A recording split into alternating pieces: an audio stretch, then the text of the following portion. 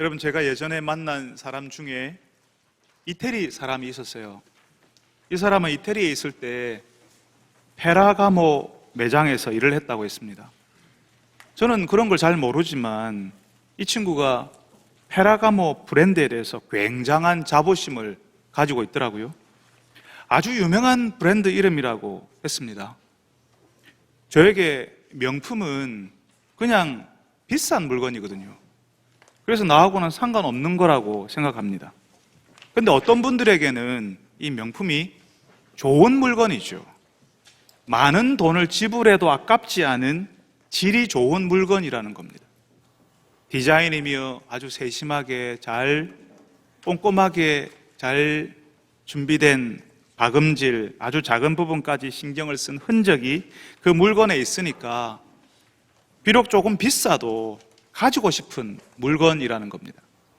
물론 어떤 사람들은 명품을 사서 자신이 얼마나 대단한 사람인지 과시하고 싶어하는 사람들이 있어요. 그 물건이 얼마나 비싼 것인지를 계속 사람들에게 말하면서 내가 그렇게 비싸고 좋은 것을 들고 다니는 사람이라고, 내가 그런 사람이라고 말하고 싶어하는 거죠. 그 물건은 명품일지는 모르겠지만 그 사람은 아직 명품이 아닌 겁니다. 들고 다니는 가방이며 구두, 액세서리를 의지하지 않으면, 그게 비싸지 않으면 자기를 드러낼 게 없는 사람이니까요. 여러분, 오늘 우리는 예수님이 버가모 교회에 말씀하시는 내용을 읽었습니다. 이 버가모라는 말이 헬라어로 페르가모라고 읽거든요. 물론 아까 제가 말씀드렸던 명품 브랜드 페라가모하고는 다른 말입니다. 그렇지만 발음이 아주 비슷해요. 칭찬받는 것도 비슷하죠. 사람들이 페라가모 제품이 좋다고 칭찬하는 것처럼 이 페르가모 교회, 버가모 교회도 예수님의 칭찬을 받았습니다. 이 페르가모 교회, 버가모 교회가 보통 교회가 아니었거든요. 오늘 말씀 12절에서 이 버가모 교회를 칭찬하시는 예수님이 어떤 분이신지를 먼저 이야기해 줍니다. 에베소 교회에서는 예수님을 그 오른손에 7뼈를 붙잡고 계시는 분, 7 금촛대 사이를 지나시는 분이라고 했어요. 서머나 교회에서는 예수님이 처음이며 마지막이고 죽었다가 살아나시는 이라고 했습니다. 오늘 여기 버가모 교회에는 예수님 어떤 분이라고요? 좌우에 날선검을 가지신 이가 이르시되, 예수님이 좌우에 날선검을 가지셨다라고 이야기합니다. 예수님이 양쪽 손에 칼을 가졌다는 말이 아니라 그 날이 한 날만 날이 세워져 있는 게 아니라 2개 다 날이 세워져 있다는 뜻이죠. 좌우에 날선검을 가지신 이가 이르시되라고 할 때에 요한계시록 1장에 보면요, 사도 요한이 보았던 예수님의 모습이 나오거든요. 거기 16절에 뭐라고 하냐면 그의 오른손에 7뼈이 있고 그의 입에서 좌우에 날선검이 나온다, 이렇게 이야기하고 있습니다. 예수님의 입에서 좌우에 날선검이 나오고 있다라고, 그렇게 예수님을 묘사하고 있어요. 입에서 칼이 튀어나온다는 거죠. 입에서 막 칼이 나오는 그림을 한번 상상해 보면요, 여러분 좀 엽기적이지 않습니까? 무슨 공상과학 영화에서나 나올 법한 장면이에요. 입을 벌리면 입에서 막 칼이 튀어나온대요. 무슨 일본 애니메이션 같은 그런 장면 아닙니까? 여러분, 보통 사람들의 입에서 나오는 게 뭐죠? 침 말고 나오는 게 있죠, 그죠? 사람의 입으로 말이 나옵니다. 제가 평소에 사람의 입에서 나오는 그 말 속에는 그 사람의 존재, 그 사람의 성품, 그 사람의 모든 것이 그 말에 담긴다고 했습니다. 예수님의 입에서도 예수님의 말씀이 나오는데요, 그걸 좌우에 날선검이 나온다, 양쪽에 다 날이 서 있는 칼이 나온다, 이렇게 표현했습니다. 예수님이 누구신지를 드러내는 거죠. 그 표현을 통해서. 예수님 당시에 로마 제국에서 사용하던 검은, 그 칼은 양쪽에 다 날이 세워져 있는 그런 칼이었어요. 좌우에 날선검이라고 하면 그 당시 사람들은 그게 뭔지를 다 알았습니다. 그 칼로 로마 제국이 세상을 정복했거든요. 무엇이든지 다 베어버리고 찌르고 쪼개는 위력적인 칼이었습니다. 히브리서 4장 12절에 그래요. 하나님의 말씀은 살아있고 활력이 있어 좌우의 날선 어떤 검보다 예리하며 혼과 영과 관절과 골수를 찔러 쪼개기까지 하며 또 마음과 생각과 뜻을 판단하나니라고 이야기합니다. 하나님의 말씀이 우리의 생각을 다 꿰뚫어 본다는 거죠. 그 칼과 같은 말씀으로 우리를 찔러 쪼개어 보시니까 우리가 낱낱이 다 드러난다는 말입니다. 우리가 하나님 앞에서 뭘 숨길 수가 없다는 거죠. 하나님이 우리를 다 아시고 우리를 판단하고 계신다는 거죠. 예수님이 우리를 찔러 쪼개는 좌우에 날성검을 가지신 분이신데, 그래서 우리를 다 아시는데, 그런 분이 누구를 칭찬했다고요? 페르가모, 버가모 교회를 칭찬했다는 겁니다. 여러분, 예수님이 좌우에 날성검을 가지신 분이랍니다. 그 말씀이 우리를 찔러 쪼개니까 어떤 사람도 그분 앞에 숨길 수가 없거든요. 다 드러날 수밖에 없는 심판주의이십니다. 우리가 예수가 어디냐, 예수가 밥 먹여주냐, 예수가 옛날에 있기는 했겠지만 십자가에서 죽었잖아, 마치 동네 동생처럼, 마치 내 아래에 있는 사람처럼 함부로 말해도 되는 존재로 생각하겠지만, 그 예수님은 우리가 고백하듯이 하나님 보좌 우편에 앉아 계셔서 우리를 다스리는 분이십니다. 나중에 우리를 심판하러 오실 분이시라고요. 그런 예수님이 우리를 살리기 위해서 역사 속으로, 시간 속으로 들어오셨어요. 일부러 약한 존재가 되어서 우리에게 찾아오셨어요. 그런데 우리는 마치 동네 동생 다루듯이 별것 아닌 것처럼, 내 아랫사람 대하듯이 신경 안 써도 되는 그런 귀찮은 존재처럼 생각하는 겁니다. 그렇게 대화하는 겁니다. 나중에 그 예수님 앞에 우리가 다 서게 될 때 우리가 어떻게 하려고 그럽니까? 심판주로 오시는 그 예수님 앞에서 우리는 고개도 못 들게 될 겁니다. 어디 얼굴을 쳐다보겠어요? 그분의 말씀이 내가 살아온 날들을 낱낱이 쪼개고 내가 숨기려고 하는 것들을 다 드러내고, 그래서 어떤 변명거리도 찾지 못하게 될 겁니다. 그런 엄청난 예수님이 버가모 교회를 칭찬했다고요. 그 교회가 대단하다고. 페르가모, 이 버가모 교회는 뭐가 그렇게 대단해서 예수님의 칭찬을 받았을까요? 여러분, 이 페르가모라는 도시가요, 황제 숭배의 중심지였어요. 다른 로마의 도시들도 황제를 숭배하고 있었는데, 특별히 페르가모, 버가모는 그 급이 달랐습니다. 오늘 말씀 13절에 그럽니다. 네가 어디에 사는지를 아노라. 거기는 사탄의 권자가 있는 데라. 그때 충성된 증인 안디바가 너희 가운데 죽임을 당할 때에도 나를 믿는 믿음을 너희들이 저버리지 않았다, 이렇게 이야기합니다. 그러니까 버가모 성도들이 사는 이 도시가요, 사탄의 권자가 있는 곳, 사탄의 중심지였다라고 이야기하는 거죠. 여러분, 이 버가모는 그 당시 소아시아 도시들 가운데 가장 먼저 황제를 숭배하는 신전이 세워진 곳이었습니다. 우리 도시가 가장 먼저 황제 신전을 세운 도시야, 황제 숭배 신전을 세운 우리가 1호 도시야 하는 자부심이 있는 그런 곳이었다고. 여러분, 전에 제가 한번 말씀드린 적이 있는데요, 대구 사람들이 대구 자랑할 때, 대구를 자랑할 때 제일 먼저 뭘 떠올린다고요? 동화사, 갓바위, 버가모가 그랬어요. 황제 숭배 1호 도시, 우리가 제일 잘해, 뭐 이런 분위기가 있었다는 거죠. 조금 더 있다가는 황제를 위해서 두 번째 신전을 건립한 도시가 이 버가모였습니다. 그러니까 한 도시에 황제를 위한 신전 2개가 있는 거죠. 이런 도시가 없었습니다. 이런 분위기의 도시에서 교회를 다니고 예수 믿는 것은 황제를 배반하는 거거든요. 실제로 도미티안 황제 시절의 기록을 보면 예수 믿는 사람들을 무신론자라고 불렀습니다. 유해한 해가 되는 미신을 믿는 사람들이라고 했어요. 로마의 신을 섬기지 않으니까 무신론자라고 불렀고, 예수 믿으니까 미신을 믿는 사람들이라고 했습니다. 사회적으로 다 황제 숭배를 당연하게 여기고, 그 황제가 우리를 잘되게 하고 그 황제를 향해서 구주라고 부르는 사람들에게 황제를 숭배하지 않는 사람들은 눈에 가시처럼, 아주 이상한 사람처럼 여겨지게 되는 거거든요. 여러분, 지금 이게 옛날에 있었던 얘기지만 지금도 우리 사이에 존재하고 있습니다. 여기서 얼마 떨어지지 않는 북한 땅에서 예수 믿는 사람이다 라고 하면 그 예수 믿는 사람들이 어떤 대접 받겠습니까? 주변 사람들이 다 예수 믿는다고 고발하고요, 북한 지도자 동대를 따르지 않는다고 사람들에게 손가락질 당하고 나중에는 잡혀가고 강제 수용소에 수용될 겁니다. 버가모가 그랬다는 거예요. 버가모는 사탄의 권자가 있다고 할 정도로 예수 신앙을 반대하는 세력이 강한 지역이었습니다. 박해의 중심지였던 거죠. 그러니까 안디바 같은 사람이 순교하는 겁니다. 내 충성된 증인 안디바가 너희 가운데 사탄이 사는 곳에서 죽임을 당할 때에도 나를 믿는 믿음을 너희들이 저버리지 아니하였도다 말씀하십니다. 여러분, 보통 이런 환경이면요, 믿음을 떠나는 게 쉽습니다. 예수 믿으면 살기 불편하고 내가 예수 믿으니까 내가 불리해지는데 왜 예수님을 계속 믿겠어요?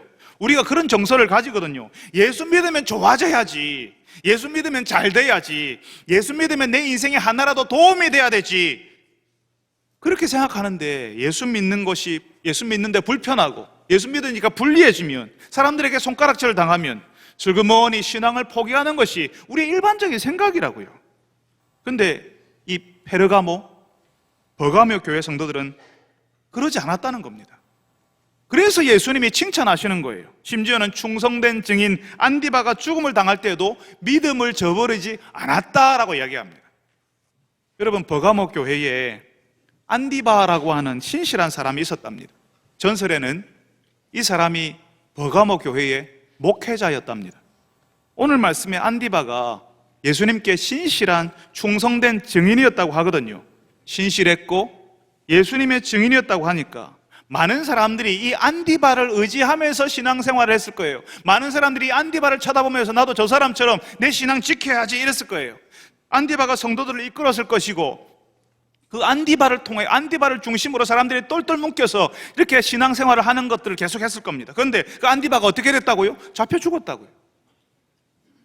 교회를 박해하는 사람들이 신앙이 퍼져나가지 않도록 교회의 길을 팍 죽일 수 있는 방법이 뭐겠습니까? 제일 잘하는 사람, 맨 앞에 서 있는 사람, 그 사람을 데리고 가면 되는 거죠. 그 모임을, 그 성도들을 이끌고 있는 리더, 지도자, 그 사람이 죽거나 잡히면 이게 다른 사람들에게, 다른 성도들에게 심정적으로 엄청난 충격을 주거든요. 사람들이 의심을 하기 시작하는 겁니다. 안디바가 예수님께 충성된 증인이었는데, 그런 충성된 사람이 죽임을 당했다면 일반적인 사람은 그런 질문을 해요. 그 사람이 죽임을 당할 때, 그런 충성스러운 사람이, 예수님께 잘했던 사람이 죽을 때 예수님 뭐 하셨냐고, 예수님 왜 가만히 계셨냐고, 예수님이 좌우에 날성검을 가지신 분이시라는데, 예수님이 하나님 보좌 우편에 앉아서 다스리신다는데, 그런데 왜 예수님의 증인이 죽는데 가만히 계시냐고, 우리가 그런 의심을 가지게 되거든요. 일본의 소설가 엔도 슈샤쿠라고 하는 작가가 자기의 소설 침묵이라는 소설을 썼어요. 그런데 그 책의 메시지가 그거예요. 일본의 그리스도인들, 키리스탄이라고 불리는 그 그리스도인들이 박해를 받아서 죽어가는데, 썰물이 되면 그 썰물 해변에 십자가형을 잡아놓고 십자가 모형을 올려놓고 거기에 일본에 믿는 사람들을 거기에다가 매달았습니다. 밀물이 되면 그 십자가가 잠기게 되는 거예요. 그리고 그 바다는 아무렇지도 않은 것처럼 조용하다는 거죠. 침묵한다는 거죠. 왜 예수님이 그렇게 침묵하시냐는 겁니다. 하나님의 충성된 증인 안디바 같은 사람도 죽으니까, 그런데 예수님은 그런 충성된 사람이 죽어가는데도 예수님이 침묵하고 계시니까 사람들이 신앙에서 떠나가는 거라고요. 여러분, 우리는 예수 잘 믿는 사람들이, 신실한 사람들이 안 죽고 살아나기를 바랍니다. 안 죽고 살아야, 야, 예수님이 살려주셨네, 예수님이 정말 살아 계시네, 그렇게 우리는 간증하고 싶어 해요. 그렇지만 참 실망스럽게도 안디바처럼 죽임을 당하는 경우도 허다합니다. 여러분, 죽으면 하나님이 없는 것이고, 죽으면 하나님이 안 도와주시는 것이고, 죽으면 하나님을 믿을 필요가 없는 겁니까? 하나님께서요, 모든 믿는 사람이 안디바처럼 죽게 하지는 않으십니다. 그렇지만 어떤 사람은 믿음을 지키다가 죽게도 하십니다. 그래서 죽기까지 신실한 그 사람들 때문에 예수님이 도대체 얼마나 놀라우신 분이신지를 드러나게 하십니다. 도대체 예수가 누구길래 왜 저 사람이 죽음을 두려워하지 않냐고, 죽는데도 왜 하나님을 계속 믿겠다고 하냐고 사람들이 생각하게 만든다는 거죠. 안디바처럼 순교하는 사람을 통해 예수님이 드러나게 되는 겁니다. 여러분, 아무에게나 그 순교, 그런 죽음을 맞게 하지는 않으십니다. 내 생명, 내 죽음의 주관자가 하나님이라는 사실을 고백하고 의지하는 사람에게 그런 죽음을 허락하시는 겁니다. 죽음이 나를 가두거나 위협하지 못하고 그 죽음 너머까지 하나님이 주관하신다는 사실을 믿는 사람에게 그런 죽음을 허락하십니다. 나를 위해 죽으신 예수님을 나도 죽기까지 사랑하겠다는 사람에게 찾아오는 일이에요.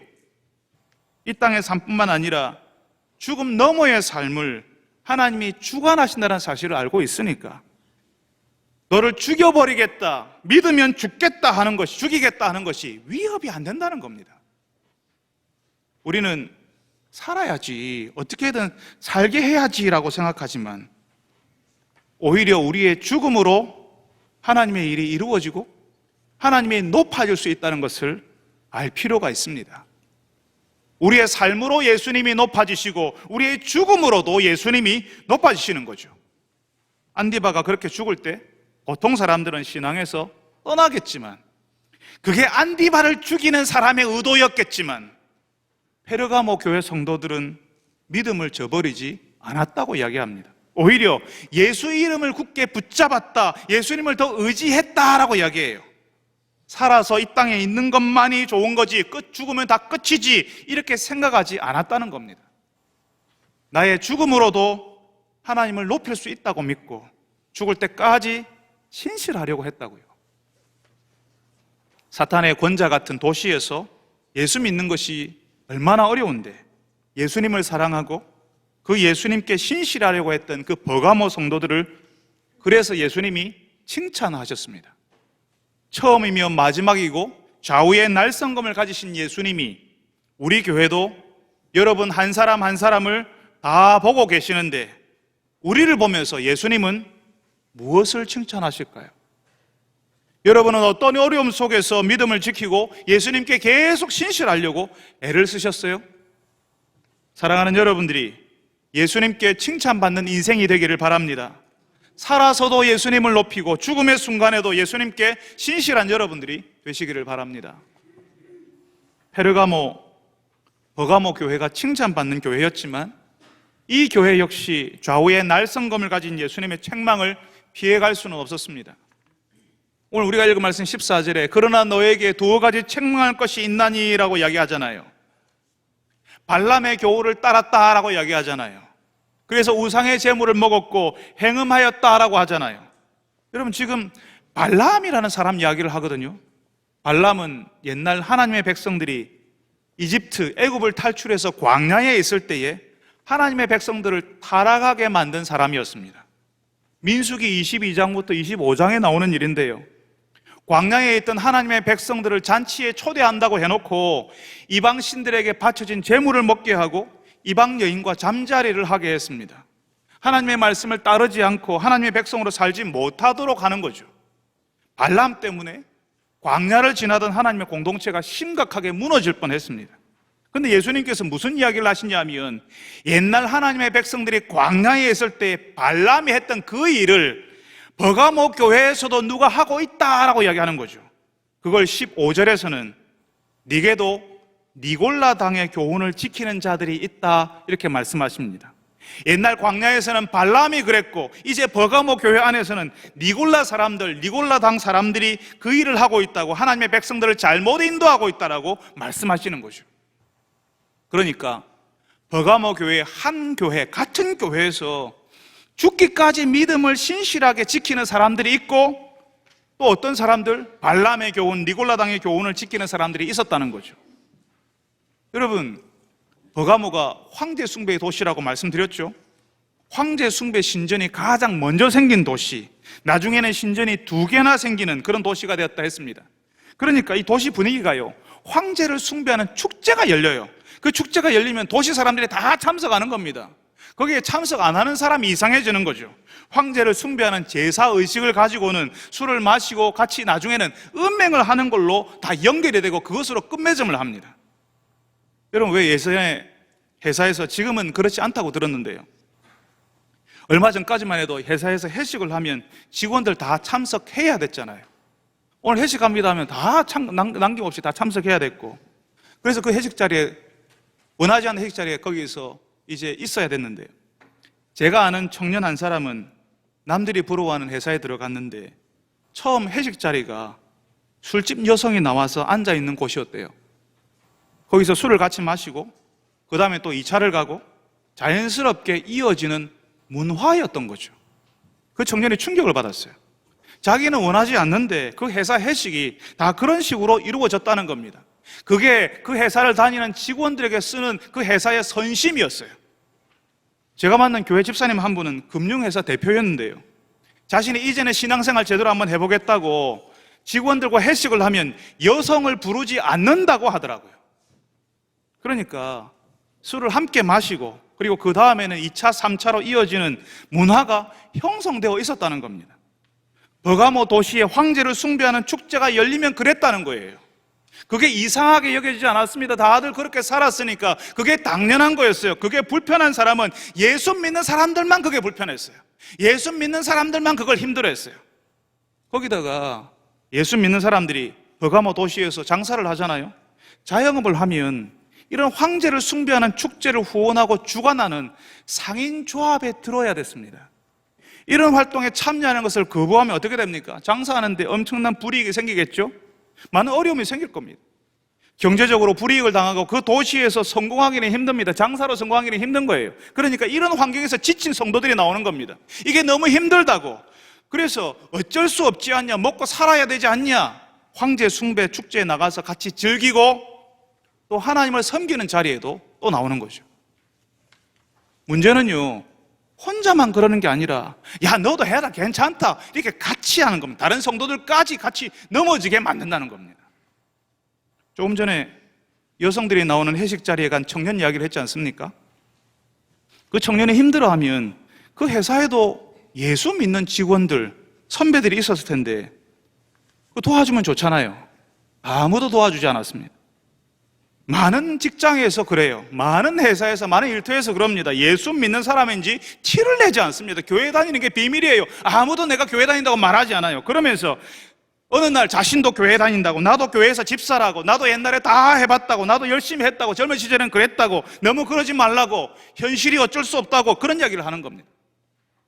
그 중에 어떤 사람들은 노골적으로 새로 들어오는 신임, 새로 이제 청년, 예수를 믿는데 이제 그 직장에 와서 혼란스러워하는 그 청년에게 더 술을 먹이려고 하고 더 예수 믿는 신앙에서 떨어뜨리려고 애를 쓰는 사람도 있습니다. 그러면서 교회 와서는 어떻게 해요? 교회 젊은 사람이나 새 가족이 뭘 해보려고 하고 배우려고 하면요, 그거 뭐 하려고 하냐, 그거 안 해도 괜찮다, 내 봐라, 안 해도 교회는 잘 다니고 있지 않냐, 그렇게 이야기합니다. 나도 안 하고 다른 사람들도 못하게 하는 방식이에요. 그런 어른, 그런 선배들이 교회의 공동체 안에 있습니다. 열심히 하는 사람은 도와주고 배우려고 하는 사람 가르쳐주고 격려해줘야 되는데 그건 뭐하러 가냐, 할 필요 없다 하는 거죠.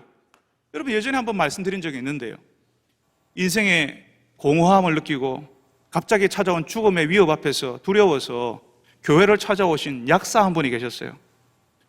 갑자기 죽음이 생각나서 그 앞에서 자기가 얼마나 두려워 떠는지를 보고 한참을 울다가 교회 교역자실까지 찾아왔습니다. 그분에게 하나님의 말씀을 전하고요, 기도해드리고 집 가까운 곳에 교회 다니시라 이렇게 부탁을 드렸습니다. 그분이 부산 사는 분이었거든요. 그래서 나중에 교회를 잘 다니시는가 해서 찾아가 보니까 그분이 그러더라고요. 집 가까운 교회 가서 한 성도와 친해졌는데 그분이 교회 너무 열심히 다닐 필요 없다고 했다는 겁니다.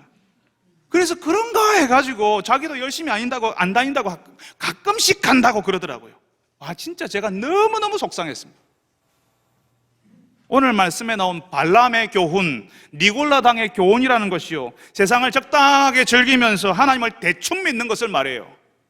죽기까지 신실하려고 했던 그 버가모 교회에도 그런 사람들이 있었다는 거죠. 얼마 전에 저는 하나님의 공동체가 외부의 압력이나 외부의 박해에 의해서 무너지는 거 아니라고 했습니다. 그 공동체 성도들이 하나님을 사랑하지 않아서, 성도들을 사랑하지 않아서, 사랑이 없어서 무너진다고 했습니다. 발람의 교훈, 니골라당의 교훈이라는 게요, 하나님께 집중하지 못하게 하고 하나님을 깊이 사랑할 기회를 빼앗아가 버리는 거예요. 하나님이 나를 얼마나 사랑하시는지를 모르게 만드는 거라고요. 하나님 대신 다른 데 몰두하고 다른 것을 더 좋아하고 다른 것을 더 의지하니까 하나님은 믿어도 되고 안 믿어도 되는 그런 상태가 되게 만드는 겁니다. 가정에서 하나님을 믿지 않는 남편이 아내에게 그런다고 하잖아요. 교회는 가라. 그런데 너무 빠지지는 마라. 여러분, 예수신앙은 깊이 들어오지 않으면 알 수가 없습니다. 깊이 빠져야지만 그 진수를 경험할 수가 있어요. 수박 겉핥기에서는 아무런 맛도 느낄 수가 없습니다. 사탄이요, 교회를 무너뜨릴 때 어떤 전략을 쓰냐 하면요, 하나님 믿어라. 그런데 너무 열심히는 마라. 하나님을 바라봐라. 도움은 될 거야. 그런데 다른 것도 같이 쳐다보고 있어라. 도무지 하나님께 집중하지 못하게 하는 겁니다.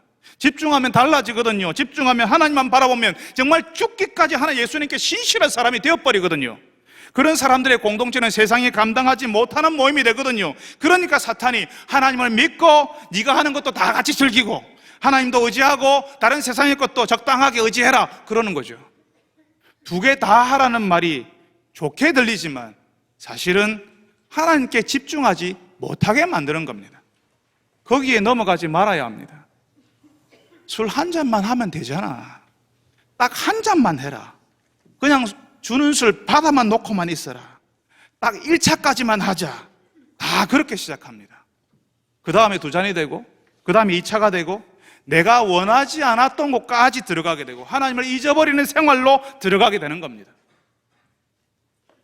여러분, 사탄이 우리의 문을 우리가 꼭 닫아 놓았던 꽁꽁 잠궈 놓았던 열쇠로 딱 채워 놓았던 그 문을 억지로 열고 들어오는 게 아니라 우리가 문을 열어 놓아요.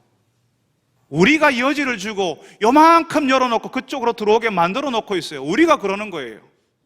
여러분, 예수님이 버가모 교회를 책망하는 이유가요, 그런 니골라당 발람의 교훈을 행하는 사람을 그냥 내버려 뒀다는 겁니다. 그게 공동체를 무너뜨리는데 경계하라고 하시는 거죠. 여러분, 저는 대현교회 담임 목사로 있는 동안 대충 신앙생활에도 교회의 직분자가 되고 예수님께 신실하지 않은데 성도들을 이끄는 자리로 가는 일이 일어나는 것을 막으려고 합니다. 제가 대형교회 담임 목사로 있는 동안 그 일을 열심히 하려고 합니다.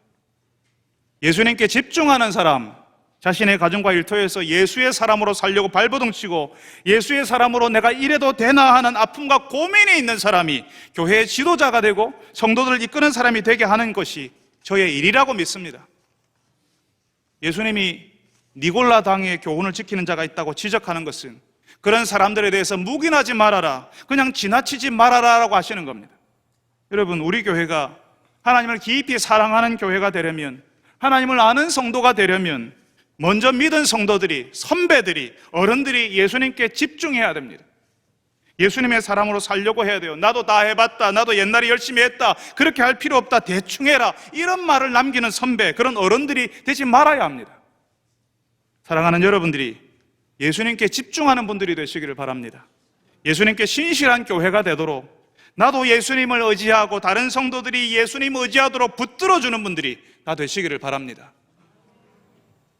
여러분, 예수님께서요, 교회에서 니골라당의 교훈 지키는 사람들 묵인했던 것 회개하라고 하십니다. 예수님 대충 믿는 것 회개하라고 하십니다. 나도 안 하고 다른 사람도 못하게 하는 것이 교회를 무너뜨리거든요. 나도 안 하고 다른 사람도 못하게 한 그것을 예수님이 얼마나 싫어하시고 경계하시는지 알았다면 돌아서라는 거죠. 예수님께 집중해 보라고요. 그런데 우리가 회개하지 않으면 어떻게 된다고 하시죠? 나도 안 하고 다른 사람도 못하게 하는 그걸 중지하지 않으면 오늘 우리가 읽은 말씀 16절에 그리야 회개하라, 그리하지 아니하면 내가 네게 속히 가서 내 입에 검으로 그들과 싸우리라. 회개하지 않으면 예수님이 오셔서 예수님의 검으로 회개하지 않는 그 사람들과 싸우시겠다고 하십니다. 심판하시는 예수님께서 칼처럼 찌르고 쪼개고 자르는 그 말씀으로 회개하지 않는 사람을 드러내고 잘라내버릴 거라고 하시는 거죠. 무서운 말씀 아닙니까? 여러분, 회개는 이전의 생활, 이전의 생각, 이전의 태도에서 돌아서는 겁니다. 이제는 그렇게 안 하고 예수님을 향해서 살기로 하는 거예요. 그렇지만 여러분, 하나님께서 내 마음에 빛을 비추어 주지 않으시면, 내가 어떻게 살았는지 하나님께서 거울을 딱 내미시면서 나의 모습을 보여주지 않으면 회개할 수 없습니다. 우리가 지난주에 베드로가 예수님 앞에서 나는 죄인입니다, 나를 떠나주십시오 하는 것을 들었지 않습니까? 하나님의 임재 앞에 있을 때에 그제서야 내가 누군지가 보이거든요. 그제서야 내가 어떻게 살았는지 어떻게 했는지가 깨달아지거든요. 이런 내가 하나님 앞에 있는 것이 너무나 부끄럽고 두려워서 내 자신을 용납할 수가 없는 거예요. 감히 하나님 앞에 나 같은 것이 있는 것이 너무나 부끄러워서 주님 나를 떠나주십시오 라고 하나님 앞에 함께 있는 것을 내가 견디지를 못하는 거죠. 그런 자각이 있을 때 돌아설 수 있습니다. 회개할 수 있습니다. 이전과는 다르게 살 수 있어요. 여러분, 우리가 기도해야 됩니다.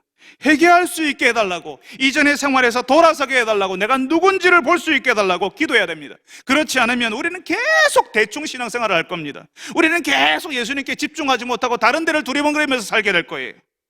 여러분, 예수님이 회개하라 하시는데요, 회개하고 예수님께 신실한 증인으로 사는 사람에게 어떻게 한다고 하시죠? 우리가 평소에 잘 듣지 않는 말씀이 오늘 우리가 읽었던 말씀에 나옵니다. 17절에 이기는 그에게는 내가 감추었던 만나를 주고 또 흰 돌을 줄 터인데 그 돌 위에 새 이름을 기록한 것이 있나니 받는 자밖에는 그 이름을 알 사람이 없느니라. 평소에는 우리가 잘 듣지 못했던 말씀이에요.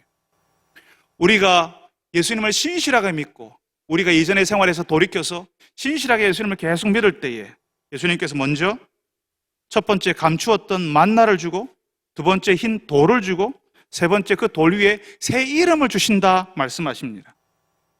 여러분, 만나는 광야를 지나던 하나님의 백성들에게 내려진 하나님의 양식이었죠. 아무것도 없는 광야를 지나는데 아침에 만나가 지면에 뿌려져 있는 겁니다. 그걸 보고 얼마나 놀랐겠습니까? 아무것도 먹을 게 없는 광야였어요. 그런데 지면에 먹을 것이 뿌려져 있는 겁니다. 그런데 그게 뭔지 몰라서 사람들이 이게 뭐야 그랬어요. 만나가 이게 뭐야라는 뜻입니다. 사람들이 이게 뭐야 했는데 그게 이름이 됐어요. 그 만나로 그날 잔치를 벌이기 시작했습니다. 그 광야 이후로 만나는 보이지 않게 되었습니다. 회개하고 예수님께 집중하는 사람, 신실한 사람에게 그 오랫동안 보이지 않았던 그 만나, 감추어진 만나를 주시겠다라고 약속하시는 거죠. 그러니까 하나님의 나라 잔치를 말씀하시는 겁니다. 그 광야에서 잔치가 벌어진 것처럼 이제 다시 너희들을 위해서 잔치를 벌이시겠다 이렇게 말씀하시는 겁니다. 이게 왜 이렇게 이해할 수 있냐면요, 그 다음에 흰 돌을 주신다고 했잖아요. 느닷없이 흰 돌 이야기가 나오니까 이게 뭐지 이렇게 할 수 있는데, 예전에, 그러니까 여러분이 요한계시록이 기록된 그 당시에 예전에 잔치에 들어올 수 있는 사람이라는 표시로 흰 돌이 사용됐답니다. 마치 초청장 역할을 한다는 거죠. 흰 돌을 가진 사람은 하나님 나라의 잔치에 참여할 수 있다, 뭐 이런 거죠. 예수님께서 회개하는 자에게 이전의 생활에서 돌아서서 예수님께 집중하는 사람, 죽기까지 신실한 사람에게 흰 돌을 주신다. 그러니까 하나님 나라의 영원한 잔치에 참여하게 해주신다는 말입니다.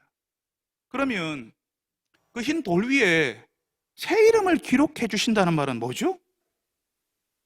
여러분, 종종 자기 이름, 내 이름을 바꾸는 사람들이 있는데요, 자기 이름 때문에 너무 힘들어서 그런 분들 있잖아요. 제가 예전에 삼성전자 대리점에 뭔가를 사러 갔는데 그분 이름이 무식이었어요. 최무식. 그래서 나는 그 이름을 그분에게 무식씨라고 부르기가 너무 민망해가지고 그냥 이름을 부르지 않았습니다. 제가 그분의 이름표를 보면서 친구들에게 학교 때 많이 놀림을 많이 받았겠다, 그런 생각을 좀 했습니다. 그런 이름들 때문에 자기 이름을 바꾸겠다고 생각하는 사람들이 있잖아요. 그런데 어떤 사람들은 이름하고 상관없이 옛날 생활을 다 뒤로 하고 이제는 새 출발하고 싶어, 새 생활을 하고 싶어 할 때 새 이름을 지어서 새롭게 시작하는 분들이 계십니다. 예전 생활이 너무 지긋지긋하니까 완전히 다르게 살고 싶어서, 옛날로 돌아가기 싫어서 새 이름을 짓는 거죠.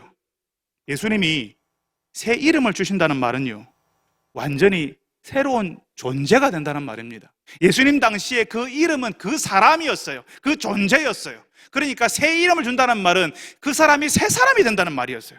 우리가 예수 이름 의지하고 할 때 누구를 의지한다는 말입니까? 예수 이름을 의지한다는 말은 바로 예수 그분, 바로 그 예수님을 의지한다는 의미거든요. 그러니까 그 예수 이름이라는 말은 그 예수님을 뜻하는 거였어요. 그러니까 그 이름은 그 존재를 말하는 겁니다. 새 이름을 주신다는 말은 그 사람이 새 사람으로 살게 된다는 거죠. 예수님께서 완전한 새로운 존재가 되도록 우리를 이끄신다는 겁니다. 하나님께서 이루실 나라에서 새로운 존재로 살아갈 수 있게 만들어 주신다는 겁니다. 근데 여러분, 제가 성도들의 장례를 치르다 보면요, 어떤 가정엔 돌아가신 분의 매장지까지 따라갈 때가 있거든요. 최근에는 잘 그렇지 않은데 예전에는 그런 적이 있었어요. 그러면 거기에 이제 매장을 위해서 그 옆에 묘지석, 비석, 돌이 거기 있었습니다. 그 묘지석에 이름이 기록되어 있어요. 근데 이름만 기록되어 있지 않고요, 성도 아무개, 집사 아무개, 하나님의 사람 누구, 이렇게 기록이 되어 있습니다. 여러분은 그 묘지석에 어떻게 이름이 기록되고 싶습니까? 여러분이 살아온 그 평생을 그 묘지석에 단 한마디, 또 한 단어로 써서 여러분이 어떤 사람이었는지, 어떻게 살았는지를 표시한다면 여러분들이 어떤 말을 쓰고 싶습니까? 그 묘지석의 돌 위에 여러분의 이름 말고 여러분을 표시하는, 여러분을 드러내는 또 다른 이름, 여러분의 신앙, 여러분의 생애를 드러내는 이름이 같이 적히는 거죠. 어떤 사람은 성도로, 어떤 사람은 집사로, 어떤 사람은 예수 제자였다, 하나님의 사람이었다, 이렇게 적히지 않습니까? 근데 그거는 사람들이 보고 적어주는 거고요, 내가 적고 싶은 걸 적는 거잖아요. 그렇지만 여러분, 묘지석에 이름 말고는 적을 게 없는 사람들이 있어요. 그 삶이, 그 살아온 날이 어떤 것도 기록할 것이 없는 인생이 있는 거죠. 그러면 그 묘지석엔 이름만 아무개라고 들어가는 겁니다. 오늘 말씀에서 그 말씀을 하시는 거예요. 감추어진 만나로 하늘 잔치를 열어주시고 그 잔치에 들어갈 사람이라는 징표로 흰 돌을 주시고 그 돌 위에 예수님이 새 이름을 우리에게 주신다는데, 그 이름은요, 예수님을 따랐던 사연이 있는 사람에게 주시는 이름이라는 거예요. 내가 이 땅에서 가졌던 그 이름 외에 또 다른 이름, 예수님을 따르다가 가지게 되는 이름이에요. 성도, 아무개, 집사 누구 하는 것보다 더 사연이 있는, 예수님이 우리를 처음부터 끝까지 우리를 보셨던 그 예수님이 우리에게 알려주시는, 우리를 처음부터 알았고 그래서 우리가 어떤 사람이었는지 보신 분이 우리에게 주시는 이름이라는 겁니다.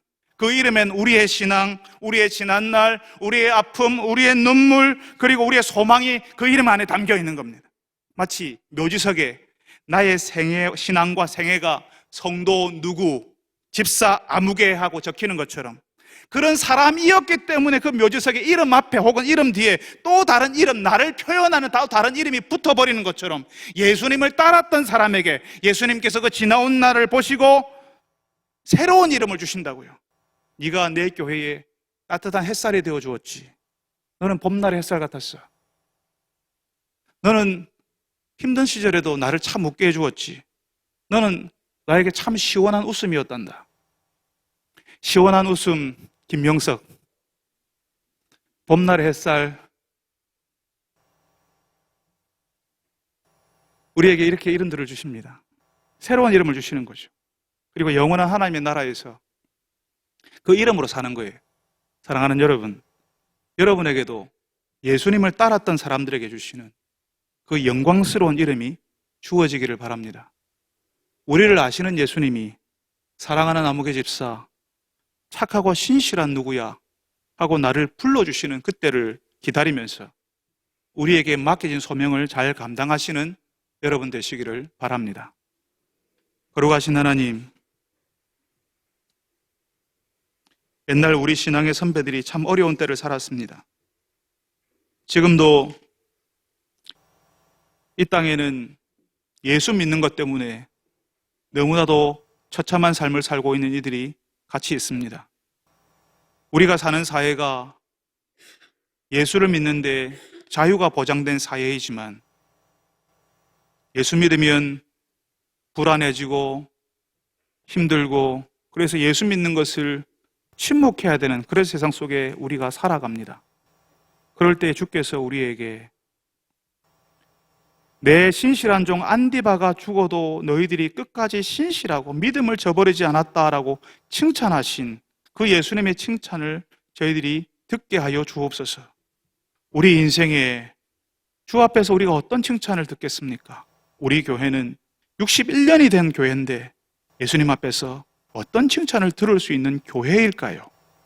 주님, 우리가 나중에 주께서 감추어진 만나를 주시고 하늘 잔치를 열어주시고 우리에게 흰 돌을 주시고 예수님과 나만 알고 있는 그 사연을 가지고 예수님이 그 사연을 따라서 우리에게 맞는 그 이름을 불러주실 때 그때 기뻐하며 주를 찬송할 수 있는 성도들이 다 되게 하여 주시옵소서. 예수님의 이름으로 기도합니다. 아멘.